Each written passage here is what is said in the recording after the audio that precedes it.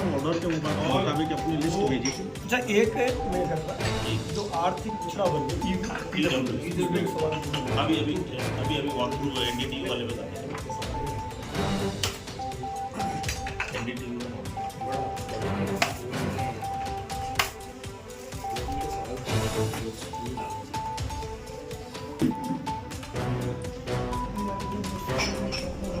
लोकसभा चुनाव आने वाला है, क्या तैयारी कौन?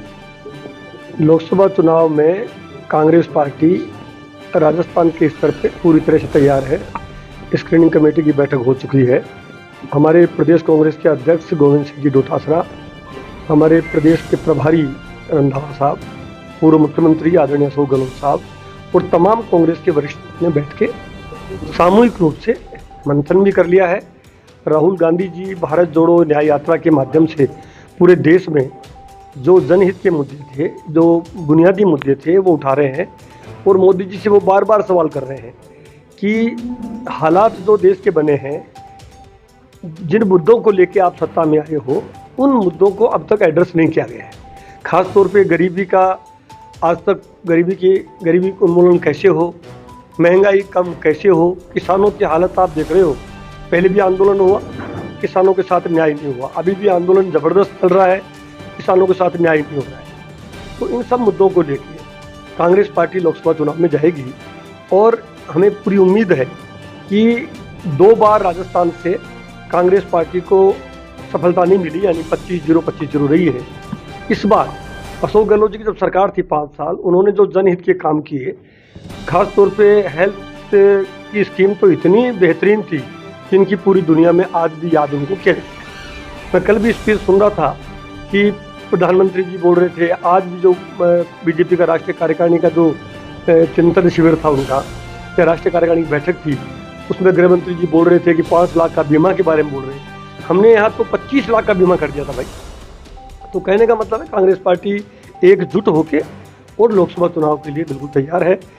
AICC के द्वारा एक लोकसभा में कोऑर्डिनेटर लगा दिए गए हैं। मुझे भी अलवर लोकसभा का कोऑर्डिनेटर लगाया है। मैंने वहाँ हर ब्लॉक पे जाके, एक विधानसभा क्षेत्र में 2 ब्लॉक हैं पार्टी संगठन के, हर ब्लॉक पे जाके हमने बैठक कर ली है और हमारे कार्यकर्ताओं को पूरी तरह मोबिलाइज कर दिया है। इसी ढंग से पूरे राजस्थान में 25 के 25 लोकसभा में जो कोऑर्डिनेटर लगाए हैं, उन्होंने अपना काम शुरू कर दिया है। कांग्रेस की जड़ से जो लोग जुड़े हुए हैं, वो कांग्रेस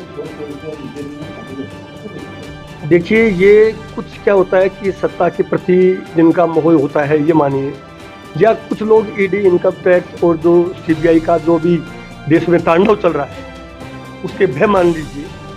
लेकिन जो लोग परिपक्व हैं, निडर हैं, राहुल गांधी जी की जो बात है कि डरो मत, तो जो लोग डर रहे नहीं हैं और जो वैचारिक रूप से समृद्ध हैं, आइडियोलॉजिकल रूप से समृद्ध हैं। देखिए, गरीबी और अबेरी भी आती है, अच्छे दिन बुरे दिन भी आते हैं। मतलब ये सब तरह का दौर कांग्रेस पार्टी ने पहले भी देखा है। बीच में देखिए, आपको पता हो तो 75-74 का कार्यकाल भी देखा, उसके बाद में 89 का भी देखा, अब भी हम देख रहे हैं। तो जो वैचारिक रूप से समृद्ध लोग हैं वो लोग कहीं नहीं जाएंगे, लेकिन जो कुछ पदों के लालच में आने वाले लोग हैं वो छोड़ के जा रहे हैं, या कुछ डर के मारे लोग छोड़ के जा रहे हैं। तो इससे कांग्रेस पार्टी का जो युवा कार्यकर्ता है, या कांग्रेस पार्टी का जो पक्का कार्यकर्ता है, या कांग्रेस पार्टी का जो सच्चा कार्यकर्ता है, उस पर कोई फर्क नहीं पड़ने वाला है।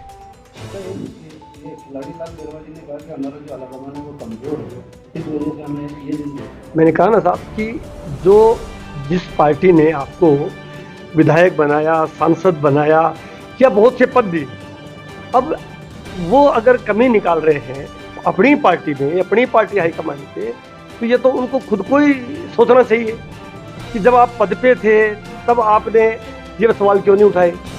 अब जब आप सत्ता में थे, खुद आपको मंत्री पद का दर्जा था, आप संवैधानिक पद पे थे, आप विधायक थे, ये सब बातें क्या होती है कि जब सत्ता नहीं है और उस वक्त आप, बल्कि मैं तो ये कहूँगा कि अच्छे और सच्चे आदमी होते हैं जब सत्ता नहीं होती है, जब संकट में हो तो ज़्यादा मजबूती से खड़े होना चाहिए।